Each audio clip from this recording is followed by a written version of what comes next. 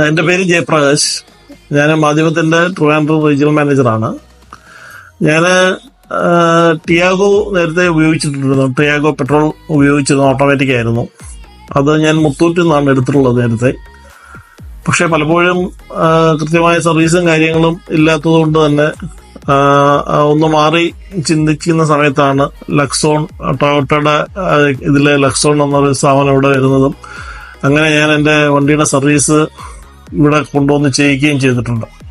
Service ചെയ്യാൻ വന്നപ്പോൾ അവിടെ ഒരു അതുൽ എന്ന് പറയുന്ന ടെക്നീഷ്യനെ പരിചയപ്പെടുകയും അങ്ങനെ ആ സർവീസ് കഴിഞ്ഞു മുന്നോട്ട് പോകുമ്പോഴാണ് വീടിൻ്റെ ഒരു കൺസ്ട്രക്ഷൻ വർക്കുകളുമായിട്ട് ബന്ധപ്പെട്ട് സോളാർ ഇൻസ്റ്റാൾ ചെയ്യുകയും സോളാർ ഇൻസ്റ്റാൾ ചെയ്തപ്പോൾ സ്വാഭാവികമായിട്ട് എന്തുകൊണ്ട് പിന്നെ ഒരു EV ആയിക്കൂടാ എന്ന് തീരുമാനിച്ചതിൻ്റെ അടിസ്ഥാനത്തിൽ ടിയാഗോ എക്സ്ചേഞ്ച് ചെയ്തിട്ട് EV എടുക്കുകയാണ് ചെയ്തത്. അപ്പോൾ അതുലുമായിട്ട് അതിനെപ്പറ്റി സംസാരിക്കാൻ അതുലിനെ വിളിച്ചപ്പോഴാണ് അരുണിനെ കണക്ട് ചെയ്തത്.